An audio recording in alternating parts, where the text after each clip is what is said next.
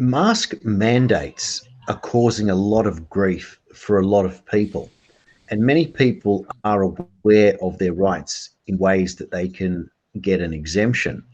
Can you explain briefly what people's options are if they simply cannot wear a mask or cannot wear a mask anymore?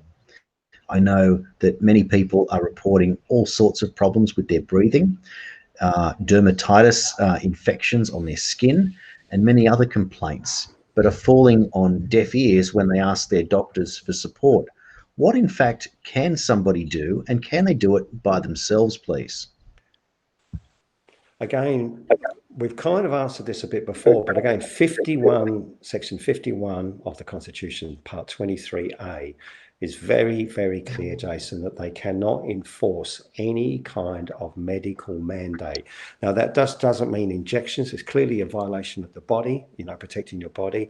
Masks are also a medical mandate. So the same applies. So they cannot enforce these. So businesses that are doing this to you are in breach of their own code of ethics. They're in breach of the Discrimination Act. They have a responsibility. They can be sued if they block you and stop you from entering.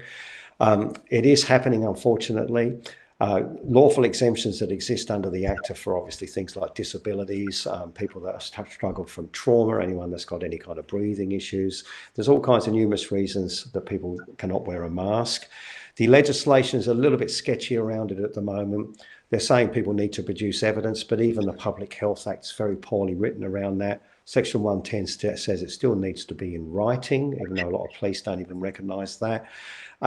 My view is that everyone should lawfully oppose it. I think that the problem here is that the biggest problem we have is people that don't want to do this thing doing it and wearing a mask, but it is almost like muzzling. It's almost like saying I'm compliant to this system because I'm going to put this on my face.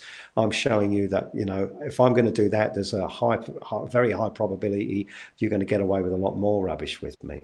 I personally have an exemption. I'm not wearing a mask. I've got my own reasons. The Privacy Act protects those reasons.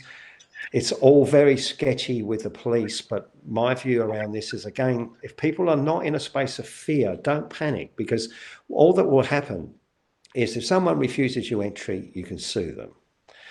If you want to go shopping I'll give you an example saying what I would do, because it's not, again, I have to be careful. I'm telling you, I cannot instruct people what to do. If I were to go into a shopping centre, for example, I've used by example, and some lady comes up and says, excuse me, you're not wearing a mask. I said, I've got a lawful exemption.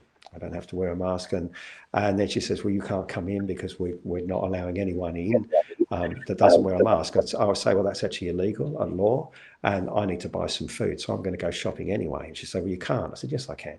I'm going to go shopping. I said, look, I don't need to argue with you. You're just working here. I understand you've got a job to do. So look, you're concerned about it. I've told you I've got an exemption. I have a lawful reason. I don't have to wear a mask. Go and call the police, but I'm going shopping. And if you lay one finger on me when I try and go and do my shopping, I will defend myself. Right. So if you want to fight and you try and stop me from entering this shopping centre, you don't have a right. So I will use force if I have to, but I'm going shopping. So my suggestion is get the police. So that's what I would do. And I do the same in a shop too, if they want to be that stupid. And the other thing too is I'm not going to argue with the police. If the police say, oh, you have to wear a mask, I say, no, I don't. I say, what are they going to do? They're going to do two things. They're going to either fine me or they're going to arrest me and fine me. Now, if they fine you, say, look, I don't want to argue with a policeman. A policeman's job is to enforce the law. They're not going to argue about the validity of it. That's not their job. You can do that with a magistrate in the lower court. So I'm not going to waste my time arguing with a policeman. So I just say to a policeman, look, officer, I've got a very clear position on this. I understand you have a job to do. So we have a choice here. You're either going to not worry about it and let me go about my business, or you're going to fine me, or you're going to arrest me and fine me. So if you're going to arrest me, you can arrest me now. I'd go willingly. Do not fight. Once the police arrest you, if you resist, then it can get really messy. But there's nothing to fear.